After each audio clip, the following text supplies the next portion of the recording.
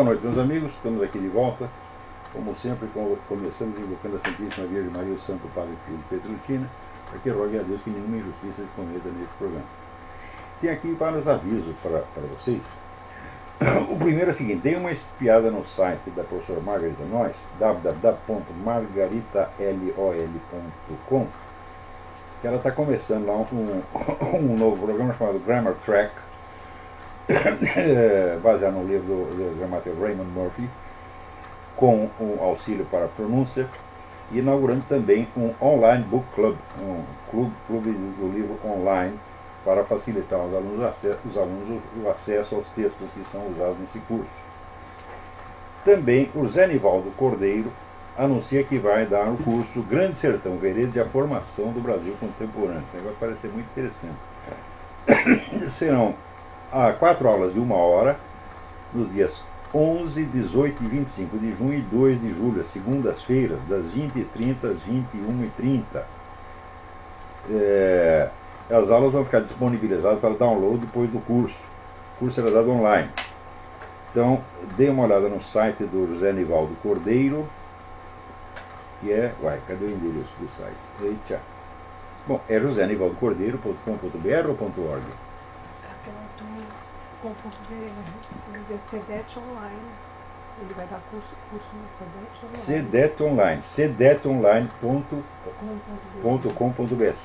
cedetonline.com.br. Ou então vocês simplesmente vão lá no Google José Nivaldo Cordeiro e vão para a página dele, e lá tem as informações. Falar em informações, a semana passada eu disse que no site do Padre Paulo Ricardo havia informações sobre o curso para a consagração total à Virgem Maria segundo o método de São Luís de Montfort. Eu disse isso, mas era uma sórdida mentira, não havia informação nenhuma. Mas essa semana as informações estão lá, então agora passou a ser verdade. http://padrepauloricardo.org. Vão lá que está todas as informações. Também eu recebi aqui um recado, não avisa, um recado da Mariana Descachate, dizendo: essa semana conversei com o pessoal da ANED, Associação Nacional de Educação Domiciliar, responsável pelo projeto de lei da homeschooling, e ela mandou um novo projeto, escreveu junto aos outros membros da ANED. Excluíram um artigo que obriga os pais a seguirem os programas oficiais do governo e inseriam nos seguintes: 1. Os pais ou responsáveis pelo menor têm primazia na escolha do gênero de educação a ser ministrado aos filhos. E é dever dos pais ou responsáveis que optarem pela educação domiciliar registrarem em arquivo próprio o conteúdo ministrado domiciliarmente. Parágrafo 1. O Conselho Tutelar poderá a qualquer tempo verificar o cumprimento desse requisito. Daí diz ela, ficou menos pior, eu acho, eu também acho. Então, é tal negócio, o que o diretor da ANED diz o seguinte: nós não lutamos pela legalização da educação domiciliar porque ela não é uma atividade proibida, nós queremos apenas a sua regulamentação. Então, muito bem, tenho a maior apreciação por esse trabalho que a Mariana Descachate tem feito em favor do homeschooling, porque, do jeito que as coisas estão, o homeschooling que é a única esperança de sobrevivência de algum QI na cabeça dos brasileiros pelas próximas décadas. Pelos resultados obtidos nos testes internacionais, vocês veem que o trabalho que o nosso Ministério da Educação tem feito é um negócio absolutamente desastroso. Quer dizer, desastroso do ponto de vista de quem quer a verdadeira educação para as crianças, mas do ponto de vista de quem quer só demolir a sociedade e aumentar o poder do partido governante, então é um sucesso porque tem obtido exatamente isso. Tem feito uma nação de idiotas incapazes de se informar. Então nada mais fácil do que governar um rebanho bovino. Então nem todas essas coisas acontecem por erro. Às vezes tem uma premeditação por trás da coisa. Por exemplo, agora vai ter mais uma reunião sobre esse negócio de aquecimento global, poluição, etc., esse ecologismo, etc. É no Rio 20. E escolheram para presidir a Rio 20 quem? A China, que é o país mais poluído do mundo e que já anunciou que não vai fazer merda nenhuma para controlar essa poluição, porque a prioridade deles é industrializar a China ao máximo. Eles têm obtido nisso um grande sucesso. E se alguém morrer com o pulmão cheio de poluição, quer saber, o governo chinês não está nem aí. Então a China é um modelo de ecologicamente correto. Tá certo? E por isso mesmo não botaram ela para presidir aí a Rio 20. Alguém aqui me avisa que a deputada do Rio de Janeiro, Cidinha Campos, para se vingar do blogueiro Daniel Fraga, que andou lá divulgando umas coisas contra o governo Sérgio Cabral, botou os dados da mãe do cidadão no Twitter. Mas isso é coisa que se faz, ô Cidinha Campos. Puta que pariu, mulher. Tu não tem vergonha nessa sua cara de bolacha, porra? Hã? Que coisa. Tem um pessoal que fala mal do Daniel Fraga porque ele é ateísta e quando ele abre a boca para falar da religião só sai besteira. Mas ele tem feito um belo trabalho a respeito da corrupção do PT, do mau governo, etc, etc. E nós temos que aprender a apreciar o que é certo. Não é porque o sujeito está errado numa coisa, ele tem que estar errado em tudo, pô. Né? Que brasileiro tem esse negócio de pensar em bloco. Ou você concorda com tudo, ou você está errado. Então, isso aí não tem sentido, meu filho. Não é possível, não é humanamente possível. Dizer, a concordância total, eu não tenho concordância total nem comigo mesmo. Como é que eu vou ter com os outros, pô? Por falar em concordância total, tem um rapaz aí que parece que é formado em biologia, um tal de Pirula. O sujeito chamado Pirula, meu Deus do céu. Você vai querer que eu discuta com um cara chamado Pirula, porra? Ele ouviu a notícia que eu dei aqui sobre o negócio do uso de fetos na fabricação de fetos abortados, na fabricação de adoçantes, ou não é bem de adoçante, é uma substância que enfatiza, que aumenta, intensifica o gosto, né? E ele ouviu essa notícia que saiu aqui nos Estados Unidos inteiro, todo mundo está sabendo disso. E ele interpretou o seguinte: ele disse, esse senhor Olavo de Carvalho está dizendo que a Pepsi está pegando fetos, esmigalhando e jogando dentro das latinhas. E daí ele usa os seus conhecimentos adquiridos no curso de biologia para demonstrar que isso é impossível. Então aqui, ó, Pirula. Esse negócio chama-se, em lógica erística, chama-se espantalho ou homem de palha. É o seguinte, você inventa um argumento idiota, você interpreta a frase do outro no sentido mais idiota possível, em seguida você refuta esse sentido e sai todo vitorioso. Quer dizer, você constrói um espantalho que você mesmo inventou, bate nele e diz que bateu em mim. Porra, agora eu quero saber como é que um sujeito tira um diploma de biologia sem conhecer os princípios mais elementares da argumentação e da prova. Se você não sabe distinguir entre o que é um argumento e o que é um homem de palha, um espantalho, meu filho, você não podia ter entrado na faculdade. Mas no Brasil entra tudo. Faculdade no Brasil é um ímã complacente, um imenso ímã complacente, onde passa tudo até o Pirula. Você está entendendo? Agora, eu não sei porque que me mandam essas coisas. Porque no Brasil está cheio de cara. É o seguinte, veja, eu estou trabalhando nessa coisa faz 40 anos. Né? Somando, vamos dizer, todas as apostilas e gravações que eu pus na internet, já são mais de 40 mil páginas, sem contar os 12, 13 livros que eu já publiquei, que já está indo mais não sei quanto para publicação. Então, tem um imenso currículo de congressos que eu participei, de entidades científicas onde eu falei, etc. Está tudo lá no online. Bom, daí aparece o sujeito e ele descobre uma frase, e ele está seguro o seguinte: se eu desmentir uma frase do Olavo, eu derrotei o Olavo de Carvalho, eu humilhei o Olavo de Carvalho. Puta que pariu. Mas nem isso os caras conseguem. Quando ele pega uma frase para discutir, ele não consegue entender a frase. Ele dá um outro sentido que ele inventou. Quer dizer, nem isso tu é capaz de fazer. Olha, uma frase. Quantas frases eu já escrevi? Eu estou falando aqui de 40 mil páginas. Você imagina o que tem de frase ali. Você pega uma, vai lutar com ela e se atrapalha todo. Fica parecendo que tinha aquela história do quadrinho do Agar, o horrível. Né? Tinha um personagem, um amigo dele, um magrinho, esqueci o nome. O Agar horrível chega em casa e tá o amigo dele dando umas porradas. Pá, pá, pá. O Agar diz, o que você está fazendo? Daí o cara diz, um guerreiro precisa se vencer a si mesmo. Então é isso que esses caras estão fazendo, estão dando porrada nele mesmo, achando que é o guerreiro que está se vencendo a si mesmo. Existem milhares dessas pessoas no Brasil, eu fico impressionado, porque eles são um bando de fracassado, de coitado, de infeliz, que chega aos 40 anos, está morando na casa da mãe, você está entendendo? E conseguiu uma diplomazinha de merda, tá certo? E o sonho da vida dele é assim, eu vou desmantelar o Olavo de Carvalho. Ele pega uma frasezinha, vai discutir com a frase e a frase bate nele. Como é que é isso? Por que tem isso no Brasil? Por que tem tanta gente assim? Né? Então tu quer discutir comigo, meu filho? Então tu leia a minha obra, faz o seguinte, pega um livro meu, pega o Aristóteles em Nova Perspectiva e faça uma crítica integral, desmantele a minha tese. Faça isso se tu for capaz. Quer saber? No Brasil não tem um capaz de fazer isso. Tem um. Né? Então, Quer dizer, uma coisa de uma miséria intelectual, humana, moral, assim, indescritível. A gente conta essas coisas aqui para americanos, eles não acreditam, eles não chegam a entender. Quer dizer, o Brasil entrou numa outra escala, numa outra dimensão. Assim, mas está menos abaixo de infinitesimal, é uma coisa de uma insignificância tão imensa que chegou no indizível. Né?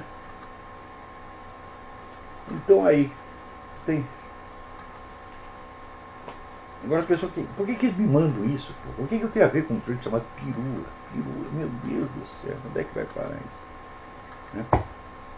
E também aquele negócio. Né? Faz questão de dizer, o astrólogo. Né? Olha aqui, eu assim, trabalhei com astrologia entre os anos 70 e 80. Quando eu acabei encerrei minhas atividades na área, esse seu pirula não tinha nem nascido, porra. Ele não era sequer um espermatozoide. Né? Então ele acha assim que o essencial da minha vida, de fato, é a astrologia. Eu estou assim, a filosofia é só um disfarce, é só uma camuflagem que eu coloquei em cima. Né? A puta que pariu. Né? Então, agora, aqui nos Estados Unidos, essa semana aconteceu um negócio extraordinário, que foi a vitória do governador do Wisconsin, Scott Walker, contra, né, toda a esquerda reunida, a grande mídia e os sindicatos. Aqui existe uma instituição que se chama recall. Recall é chamar de volta. E o recall é o seguinte: no meio do mandato do cara, você pode convocar uma nova eleição. Dizer, não, esse cara está governando mal, quer uma nova eleição. Eles fizeram um recall e inventaram um candidato de esquerda. A mídia inteira está dizendo que Scott Walker está ferrado, acabou a carreira dele. Puta, Scott Walker ganhou bonito, bonito. O que aconteceu? Né? Os caras da CNN, que estavam torcendo, estavam entusiasmados, vão ferrar com o Scott Walker, e parecia que ia chorar na hora que ele anunciou o negócio. O Scott Walker ganhou. A outro canal de televisão, que acho que foi o MSNBC, não é? Começou a noticiar o negócio dizendo o seguinte: não, a competição está dura, taco a taco, mas a essa altura já tinha contado de volta, já sabia o que o Scott Walker tinha ganho. Então o que eles fizeram? Mudaram a notícia, começaram a falar do negócio da rainha da Inglaterra. Quer dizer, o Scott Walker, ele não só humilhou esse esquerdeiro, como humilhou a mídia inteira. Foram todos feitos de palhaço. Quer dizer, botaram um carinho de palhaço na própria testa. Agora, atenção, gente, vocês. O pior erro que existe é você imaginar que as coisas importantes são aquelas que estão mais perto de você, que estão acontecendo no momento. Não é assim. Quer dizer, eu não faço esse programa só para comentar notícias da semana. O objetivo não é esse. O intuito inicial do programa foi simplesmente responder os meus e-mails. Eu recebo aí 700 por dia, então as pessoas fazem perguntas e querem saber sobre isso, sobre aquilo. Então, como tem várias pessoas que perguntam a mesma coisa, eu respondo para todo mundo uma vez.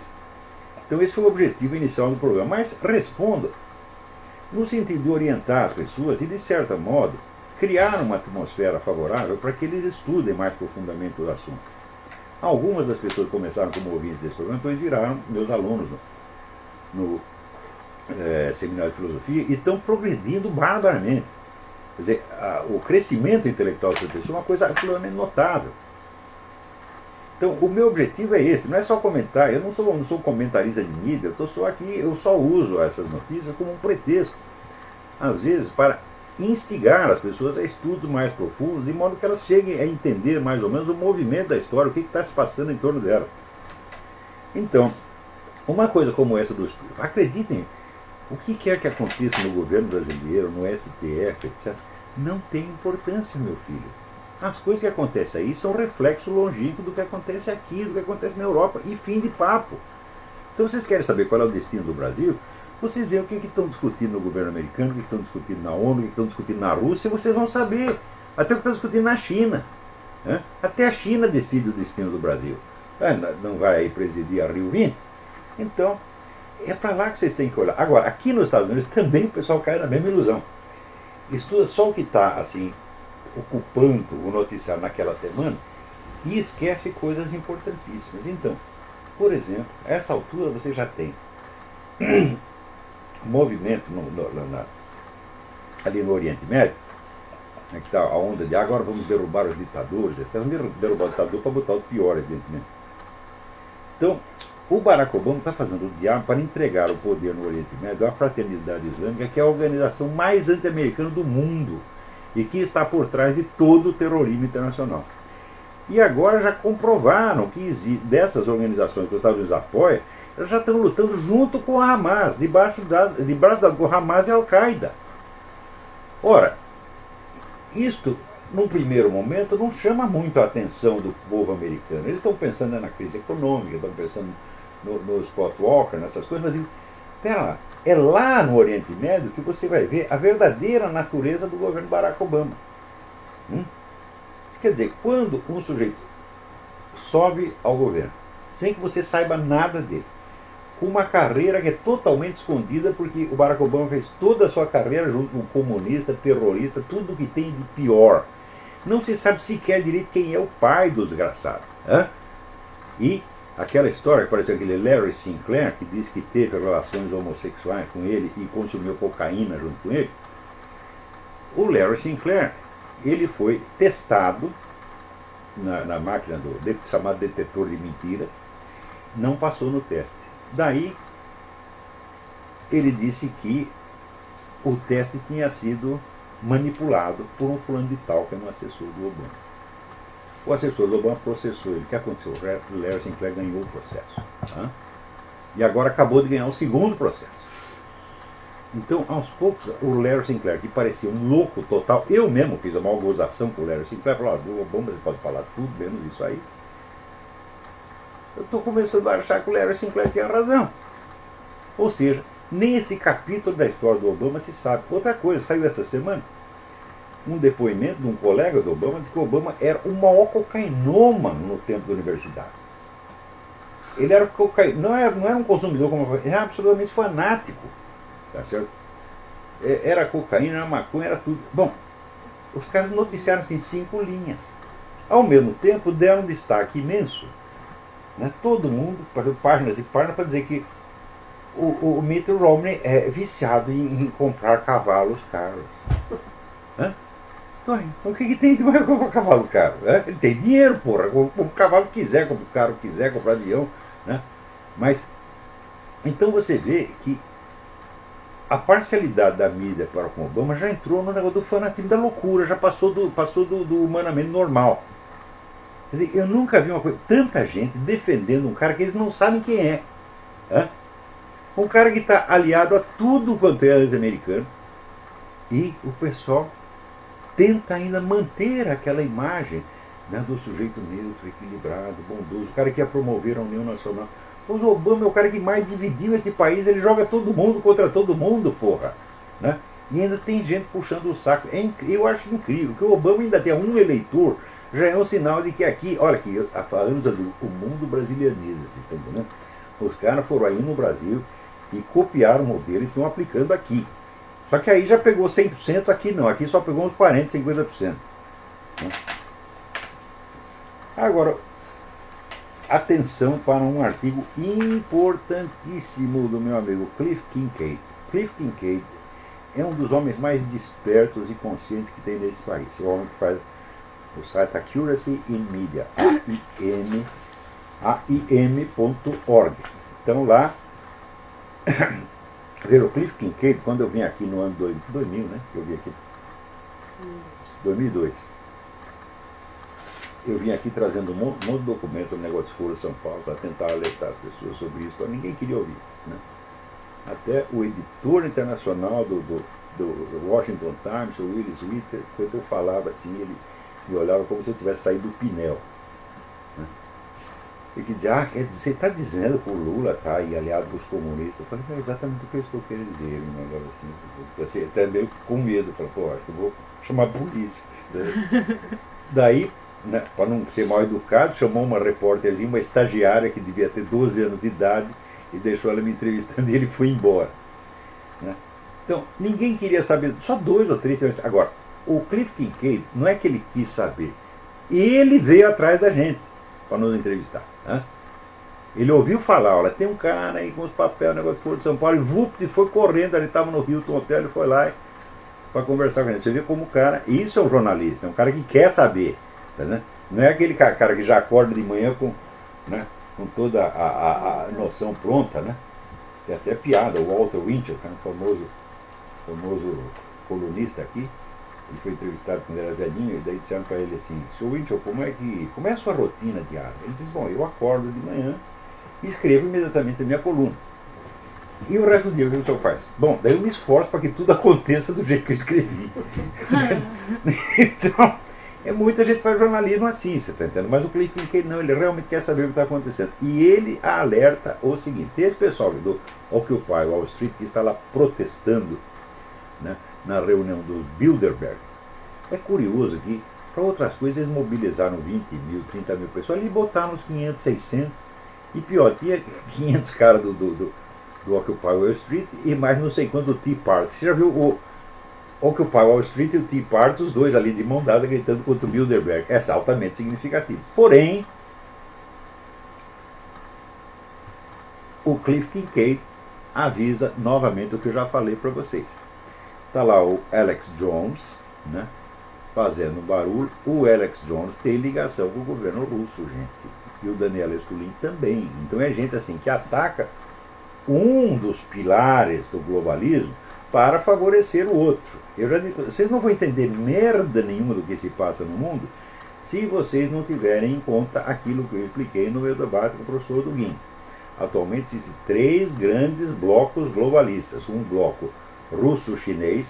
Quando eu falei russo-chinês, muita gente riu, porque acredita que a Rússia vai para um lado, a China vai para o outro. Não vai, tudo isso.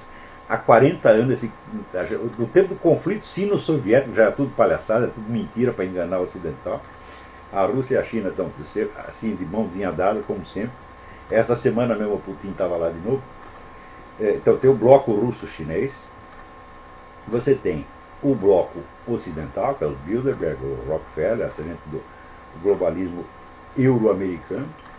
E você tem o bloco islâmico. Esses 3 blocos são imensamente poderosos, econômico, financeiramente.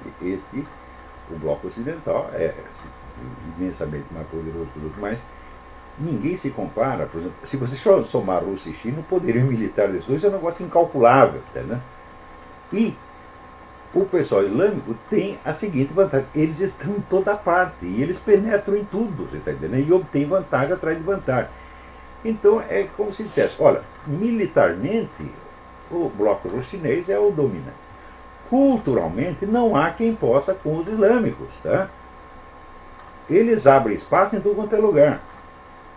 E financeiramente é a turma aí dos Bilderberg, né? Então são esses 3 blocos. Eles às vezes colaboram, às vezes disputam, às vezes se ajudam, às vezes um puxa o tapete do outro. E é na disputa desses 3 blocos e na sua aliança ou conflito, é isto que vai decidir o destino da humanidade nos próximos anos, nas próximas décadas, tá certo? Né?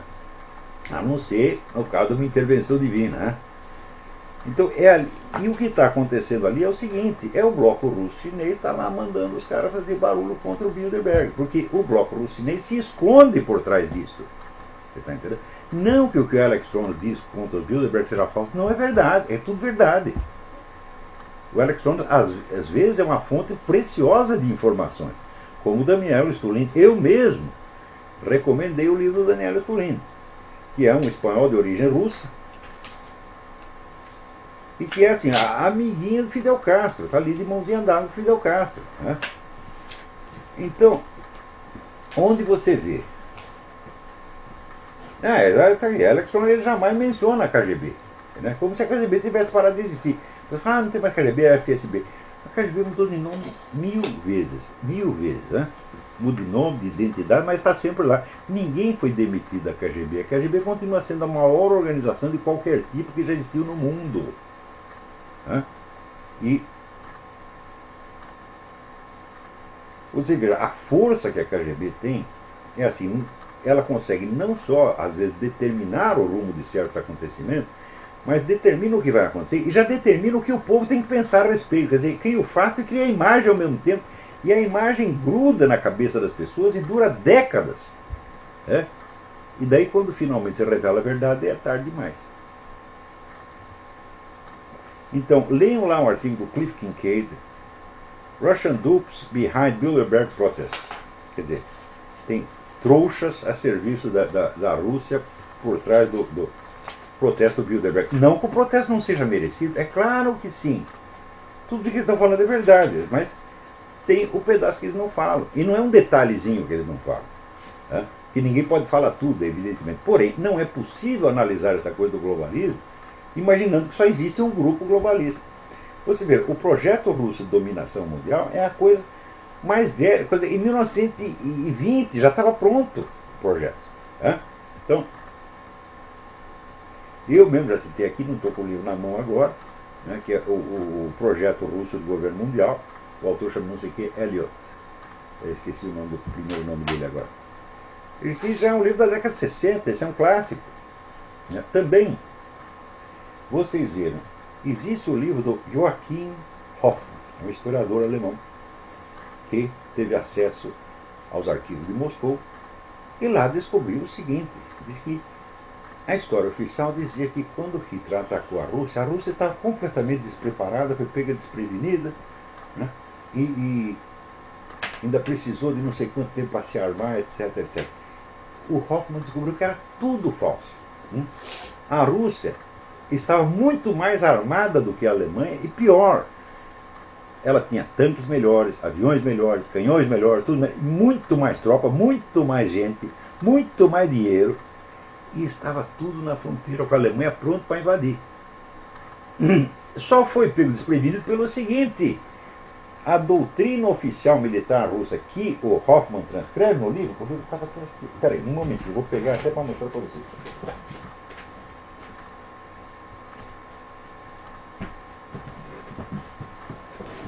Aqui, Stalin's War of Extermination. Né? A doutrina oficial soviética era o seguinte: o território soviético é inexpugnável. Portanto, todas as nossas forças armadas têm que ser preparadas para uma guerra ofensiva, jamais defensiva. Então Stalin só foi pego de calça na mão nesse sentido. Ele está lá com um exército ofensivo montado na fronteira e ele não tem, né, meio de defesa a curto prazo. Então, ou seja, a guerra defensiva é uma coisa assim, vai se travar, evidentemente, no seu próprio território, e esse tipo de arma e de tropa que você precisa é completamente diferente de uma guerra ofensiva. Por exemplo, numa guerra ofensiva, você precisa de um monte de aviões de longo alcance, bombardeio de longo alcance. Mas o bombardeio de longo alcance não serve para você defender o seu território. Então foi por isso que Stalin ficou perplexo, não porque a Rússia estivesse despreparada. Ao contrário, estava preparando um ataque, e pior, a ordem era guerra de extermínio, matar até o último alemão. Então, estavam os dois lá dando sorrisinho, trocando beijinho, Stalin e Hitler, e um por trás, cada um tentando pôr no cu do outro. Porque ninguém se odeia mais do que duas facções revolucionárias. Quando o movimento revolucionário se divide, eles odeiam muito mais um ao outro do que ao burguês. Então, é exatamente o que aconteceu.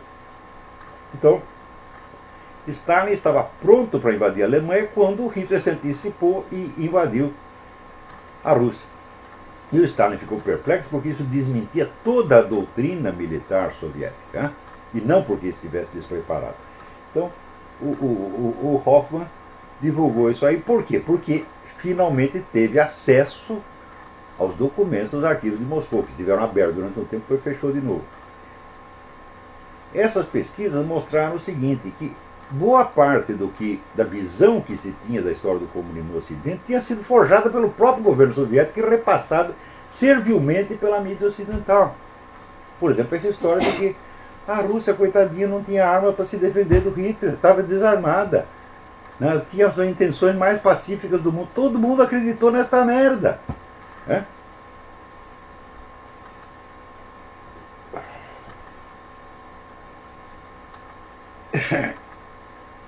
Então, esse negócio de mídia, gente, é coisa muito mais séria do que vocês imaginam. Mesmo o pessoal que constata essas coisas, eles falam assim, não, tem um viés esquerdista, um viés liberal, etc. É muito mais do que isso. A função fundamental da mídia nos últimos 20 anos é censura, é ocultar. Fundamental. Então você não pode confiar em grande mídia, em grande imprensa, de jeito nenhum, de jeito nenhum. Você tem que procurar, enquanto pode, você tem que procurar as fontes direto na internet. Quanto mais próxima da fonte original estiver, melhor. Por exemplo, essa coisa toda de Barack Obama, então, não é a opinião dele sobre nós. Se você vai lá, você vê o documento com seus próprios olhos. Né? Agora, quando você encontra um caso como esse Barack Obama, quer dizer, uma fraude monstruosa, quer dizer, é um blefe, o maior blefe da história universal, é normal que as pessoas não entendam o que está acontecendo. Assim como no início, quando apareceu o negócio do mensalão no Brasil, mesmo depois de descobrir o mensalão, qual é a preocupação de preservar a imagem do presidente da República? Até os tucanos preservaram a imagem do Lula. Tem gente que preserva até hoje. O Gilmar Mendes, quando divulgou essa conversa que ele teve na casa do Nelson Jobim, o repórter forçou e perguntou: então quer dizer que foi o Lula que inventou tudo isso? Ele tirou da seringa. Então, esse negócio de proteger o presidente acima de tudo virou-se um mandamento divino. Então você está vendo o que o cara está fazendo, mas é aquele negócio do Groucho Marx, você vai acreditar em mim ou nos seus próprios olhos. A função fundamental da mídia é essa, sobrepor as impressões aos fatos. E você só fura isso se você for no documento original. E tentar raciocinar com a própria cabeça, e pior, você tem que estudar a metodologia histórica, a teoria da história, as coisas, senão você não entende. Quer dizer, o noticiário hoje virou uma coisa para ser decifrada por estudiosos, por eruditos. O cidadão comum está completamente desarmado perante isso. Porque todas essas técnicas elas levaram décadas para ser concebidas e foram criadas por gente muito especializada. Isso começa com Edward Bernays, que era o cunhado do Freud. Ele foi o primeiro sujeito que inventou a profissão de relações públicas, que foi contratado pelo John Rockefeller. Sabe a história do Rockefeller? O Rockefeller tinha lá a mina, fizeram uma greve na mina e ele mandou matar todo mundo. Daí ficou todo mundo odiando o Rockefeller, ele não podia sair na rua, que o pessoal daí ia dar um tiro nele. Daí ele falou: pô, estou ferrado, deixa eu limpar a minha imagem. Ele contratou esse Edward Bernays para criar uma melhor imagem dele. E o Bernays de fato limpou, que passados uns 10 anos todo mundo viu o Rockefeller como um grande filantropo, um grande amigo da humanidade, etc, etc. Então, desde o tempo do Bernays, que isso aí foi na década de 20, as técnicas de propaganda e manipulação da opinião pública viraram uma obra de engenharia, gente. Isso não é brincadeira, isso não é teoria da conspiração, porra. Né? Então, bom, muito bem, pode dizer que nem tudo está perdido. Essa semana saiu um artigo do Sr. Sidney Silveira, chamado A Neurose na Filosofia. É um artigo que eu li e falei: olha, está aqui, está tudo certo. Tudo que ele escreveu está tudo certo. É perfeita a análise que ele faz, né? Em que ele analisa, vamos dizer, quase psicanaliticamente o espírito da filosofia moderna e contemporânea, dizendo que a inspiração dela é puramente neurótica, um delírio de grandeza. Tá? Tudo isso está ótimo. Só que é o seguinte: eu escrevi isso 30 anos atrás. Está lá nas minhas apostilas. Então, quando um brasileiro chega a entender algo que eu disse depois de 30 anos, é sinal de que ele é um cara muito inteligente. Muito. Porque no Brasil não é que as pessoas sejam naturalmente burras, não são. Isso aí tem centenas de professores estrangeiros que lecionaram no Brasil, eles ficam impressionados com a seguinte coisa: as crianças brasileiras são excepcionalmente inteligentes quando tem 7, 8 anos. Quando chega aos 14 já emburreceu completamente. E é esse o problema. Porque você não tem material, não existe, a sociedade brasileira não tem amor ao conhecimento, ela despreza o conhecimento, ela só gosta de exterioridade, ela só gosta de fingimento. Então, por exemplo, entre um conhecimento e o diploma, o sujeito escolhe o diploma, evidentemente. O diploma sem conhecimento fala alguma coisa. O conhecimento sem diploma, meu filho, eu tenho conhecimento sem diploma. Né? Eu sei o que é isso no Brasil. Isso não é nada. Infelizmente, eu não sou um camarada que tenho grandes pretensões. A minha única pretensão é foi exatamente fazer o que eu estou fazendo. Eu não tenho nenhuma ambição além de ser o que eu já sou. A minha única ambição, quando eu morrer, eu quero o perfeito arrependimento e o perdão dos meus pecados. Isso é tudo o que eu quero. E se eu tiver isso, eu estou felicíssimo. Né? Para este mundo aqui, eu não quero mais porra nenhuma. Eu sou um ser realizado feliz. Tá certo? O que eu vou querer? Um diploma de doutor honoris causa? Enfia no cu! O Bruno Tolentino uma vez estava trançando os pauzinhos com a turma da última. Não, nós temos que dar um diploma de honoris causa. Quem vai assinar a porra do diploma? É isso, eu não quero esta porra. Não significa nada. Ou você tem o conhecimento ou você não tem, meu filho. Então a minha mulher fica me passando recadinho aí. Porra, se não dá, mulher. Então, aqui, Thales Regis, Paula Rocha pergunta: Como foi o seu exílio voluntário? Como o senhor fez para conseguir? O que precisou? Quais procedimentos deve tomar para ter uma cidadania, etc, etc. Olha, é o seguinte, eu tive muita sorte, porque eu um dia estava comentando com a minha mulher, se eu ficar aqui no Brasil mais uma semana, vocês vão ter que me remover para o Pinel, né? Porque eu vou assassinar algum cidadão brasileiro na rua, qualquer um. Eu vou pirar completamente, vou fazer um desatino, não estou aguentando mais, né? O meu saco está assim, né, no limite da sua elasticidade. Tá? Eu estava falando isto e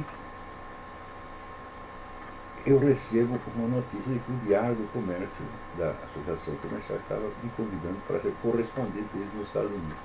Depois, assim, foi intervenção divina, evidentemente. E daí me deram um emprego e eu vim para cá como correspondente do Diário do Comércio. Quando cheguei aqui, eu solicitei o Green Card, e era o Green Card específico para cidadãos estrangeiros com habilidades especiais. Então você tem que provar que você fez alguma coisa na ciência, nas artes, na literatura, qualquer coisa. E eles começaram a pedir documento, e pediram, foi 4.000 páginas de documento, um negócio incrível. Que eles queriam assim, o currículo com tudo, quase que dia por dia, e com os documentos comprobatórios, um negócio de louco. Né? Daí no fim nós quase ficamos loucos, era só papel que voava aqui e tal. No fim juntamos tudo e a coisa foi aprovada. Então agora você imagina como, nessa altura como a gente fica preocupado com o que pensa de nós, o Rodrigo Constantino ou o seu perua. Né? Quer dizer, para o Ministério do Interior, aqui, o Homeland Security, eu sou um foreigner with special abilities. Para dizer, eu sou um bosta. Eu não me incomodo de ser um bosta. Para mim não faz a mínima diferença. Na verdade, eu confesso que eu sou um bosta. Entendeu? Mas, meu filho, comparado a vocês, eu sou Aristóteles, eu redivivo. Entendeu? Quer dizer, ser um bosta é uma aspiração que muitos brasileiros têm. Seremos bostas quando crescermos, mas não vão crescer. Mas, olha, não está fácil. Porque esse pessoal também que vem aqui como ilegal, você fica cada vez mais ilegal. O número de crimes cometidos por imigrantes ilegais é uma coisa de louco. Ele chega aqui com uma bomba frente ou atrás, então ele não consegue se encaixar bem na sociedade, né? Então ele vai para o submundo, onde ele é recebido de braços abertos. Espera aí, tem alguém na linha. Alô, quem é? Oi, Alexandre. Alexandre, tudo bem? Tudo bem. Eu tenho uma pergunta sobre o mercado dos Estados Unidos. Sim. Eu queria saber por que a Fox News é o único veículo da mídia americana que dá espaço aos conservadores e o número de telespectadores da Fox indica que o mercado está carente de informações para esse público. Pois é, o que aconteceu na Fox foi um negócio excepcional. Quer dizer, o Murdoch deu ali uma chance para meia dúzia de caras, eles aproveitaram a chance. Porém, não pensem que a coisa está assim, porque tão logo a Fox começou a dar algum espaço para os conservadores, apareceu lá um príncipe saudita, cheio de dinheiro, cheio de petrodólares até no cu, e comprou uma boa parte das ações da Fox. Então é o seguinte, vocês falem o que quiserem, mas vocês não mexam muito com o Islã. Então até ali você tem limites. É um negócio incrível. Agora, as outras, você sabe que a grande mídia americana são 6 empresas, eu não lembro o nome de cada uma das empresas agora, posso até ver depois, já vi, posso. Então, assim, você pega 6 pessoas, uma telefona para a outra, fala o que nós vamos publicar, o que nós vamos vetar, e pronto, acabou. É que nem no Brasil, é o sindicato das empresas jornalísticas, né? Se reúne, são 15 pessoas, 18 pessoas, falam, nós vamos publicar isso e isso aqui nós não podemos publicar, e pronto, acabou, vetou. Por outro lado, dentro das redações, você tem os comitês internos, né? Você tem as células internas. O Partido Comunista sempre teve isso. Então, o dono do jornal chama lá o chefe da célula comunista e diz, olha, vamos entrar num acordo. O que vocês querem vetar, o que nós queremos vetar? Então você não fala disso, eu não falo daqui, pronto. Entre os comunistas e os potentados da mídia, tudo se decide. Um manda na redação, o outro manda no departamento comercial. É assim que se faz. Sempre foi assim. Só que, nos últimos tempos, a propriedade da mídia concentrou muito. Então você não tem mais concorrência praticamente. Você pode verificar pelos jornais brasileiros. Você compra todos os jornais. Um dia você vê que eles são todos iguais. Não é, antigamente você tinha uma concorrência. Por exemplo, eu lembro o tempo que tinha a tribuna da imprensa do Carlos Lacerda e a última hora, que era do Samuel Weiner, que era aliado do Getúlio. Era um jornal jogando pedra no outro. Não só eles eram politicamente opostos, mas um era inimigo do outro, um queria fechar o jornal do outro. Todo dia tinha denúncia, xingavam pra caramba. Eu falei, isso acabou. E isto é a democracia. Né? Agora, se você chega na França, por exemplo, até, sei lá, o Figaro, que é o jornal conservador, e o L'Humanité, que é o jornal do Partido Comunista, eles estão iguais. O que um diz, o outro também diz. E o vocabulário politicamente correto, esses 30 ou 40 chavões sobre os quais eu tenho escrito no Diário do Comércio, esse vocabulário invadiu tudo. Né? Agora, veja que coisa. Semana passada eu falei dos 43 processos movidos pela Igreja Católica contra o governo americano. Não sai uma puta de uma linha no New York Times, não se fala na CNN. Quer dizer, é uma onda de processos que já houve contra o governo americano ao longo de toda a história. Ninguém fala nada. E o negócio do Wisconsin, eles só noticiaram porque eles estavam seguros que o Scott Walker ia se ferrar. Né? Como deu o contrário, eles imediatamente botaram. Ah, pior. A mídia tentou silenciar o negócio. E ao mesmo tempo, no Twitter, no Facebook, teve epidemia de ameaças de morte ao Scott Walker. Né? Assim, vamos matar o Scott Walker, tem que matar o filho da... É assim. Ao mesmo tempo, é incrível. Essa semana chegou aqui um livro de um cara que é da Academia Americana de Ciência Política. O livro chama A Coisa Está Pior do que Nós Pensávamos. Né? Está acusando os conservadores republicanos de radicalizarem. Né? Esse pessoal de esquerda, para dizer que é para matar o outro, não custa nada. Você tem aqui dezenas de professores que chegam na universidade, não, precisa exterminar a raça branca. Eles falam isso e não tem problema. Agora, se você publica, por exemplo, 100 negros bateram num branco, daí todo mundo diz, você é racista. Mas se o racista diz que tem que matar todos nós, não é racismo. Porra! Então, a mídia está toda assim, porra. Agora, você veja que coisa. Esse mês descobriram que um monte de componentes comprados na China para armas americanas vem tudo quebrado, falsificado, ferrado. Quer dizer, é um boicote. Né? Isso é um ato de guerra. Porque quem está vendendo isso não são empresas particulares chinesas, é o governo chinês. E o governo americano é tonto o suficiente para comprar peça na China. E a China já manda o negócio quebrado. Isso é um ato de guerra. Talvez essa seja a notícia mais importante do mês. Ninguém noticiou. Isso aí só saiu muito discretamente. Saiu, deixa eu ver, no Olha dele. As coisas saem no... Bom, tem vários sites que saem. O Drudge Report, né? O próprio Washington Times, que fala o que quiser do Reverendo Moon. Mas o Reverendo Moon, ele dá total liberdade aos seus redatores. Quer dizer, o Washington Times é um jornal conservador porque os redatores são conservadores.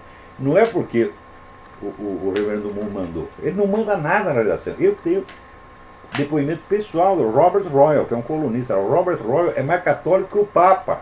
Tá? Ele vai lá, só defende a igreja católica o tempo todo. O Reverendo Moon nunca deu palpite. Você não vai dizer que o Ronaldo é oficialmente católico. Não, o Ronaldo é munista, mas o mundo dá liberdade para os caras. Então, a opinião majoritária da redação é conservadora, então ficou o jornal conservador.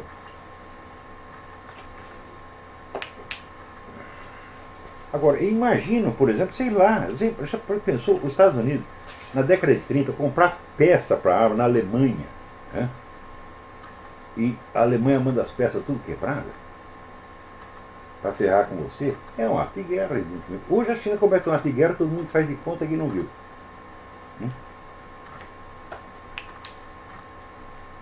Alô, quem está na linha? Opa, quem é? Aqui é João que fala. João, tudo bem?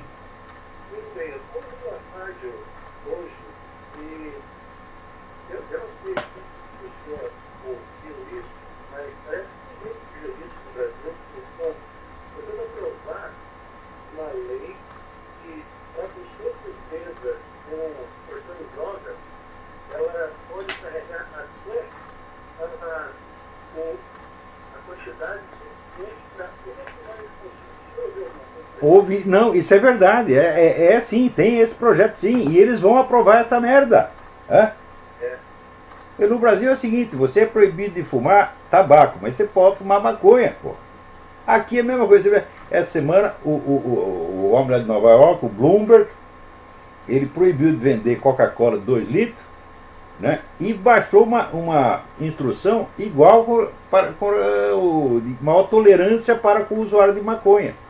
Então proíbe a Coca-Cola, libera a maconha, porra. Hã? Sim, sim, sim. Quer dizer, o mundo está numa crise de senso das proporções, numa crise de discernimento, que é uma coisa aterrorizante. O mundo está parecido com o filme do Fritz Lang, o Dr. Mabuse, que o criminoso está lá no manicômio judiciário, e de dentro do manicômio judiciário ele faz uma revolução, espalha o terror por toda parte e manda no país. Abraço para você, tudo de bom. Olha, esta semana o pessoal está aqui comemorando que aquela menininha que foi fotografada no tempo da guerra do Vietnã, Kim Phuc, menininha que tinha 9 anos, vou mostrar aqui para vocês, não sei se dá para ver aí? É uma foto célebre. A cidade tinha sido bombardeada com napalm, e a menina com queimadura saiu correndo sem roupa.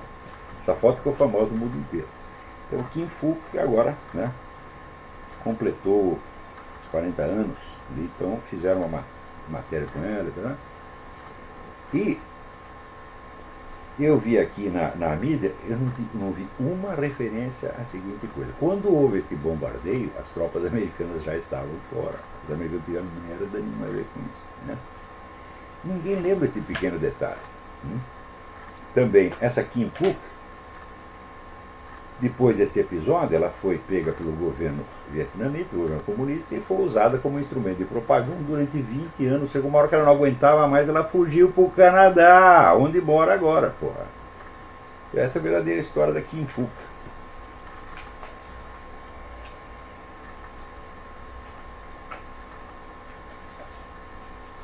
Agora,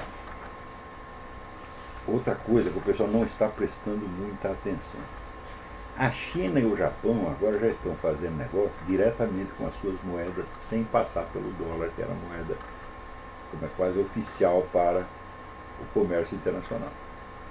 E note bem, basta 2 ou 3 países fazerem isso, o dólar já para as ficas. Né? Isso já está acontecendo, não é que vai acontecer. Por enquanto é só 2 países. E tinha que começar, evidentemente, com a China. Outra coisa, a China, o país que mais comprou dólar durante os últimos 10 ou 20 anos. Então está cheio de dólar. E a China agora está vendendo os seus dólares a preço de banana. Então, quer dizer, está atacando a economia americana por 2 lados. Veja, a China boicota as Forças Armadas americanas e abre guerra econômica contra os Estados Unidos e ninguém fala nada. Está todo mundo com sorriso com a China, porra. Quer dizer, é incrível. Quer dizer, o país tem um presidente, o presidente está lá para servir as potências estrangeiras, para servir os inimigos do país. Assim como você vê aqui, aí na América Latina, o que está acontecendo na Colômbia? Inventaram a tal lei da justiça transicional, que significa o seguinte: os guerrilheiros, terroristas que mataram 30 mil pessoas, aqueles que invadiram o palácio terrorista, nada vai acontecer para eles, nunca. Eles estão liberados, eles podem concorrer ao Congresso, podem criar um partido político, podem se instalar legalmente no comércio de drogas, e quem os combateu vai para a cadeia.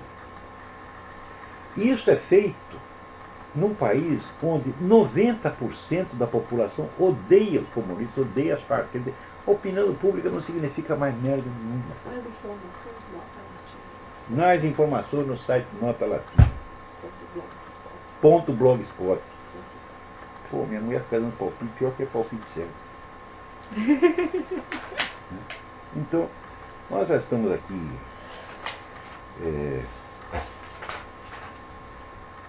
terminando.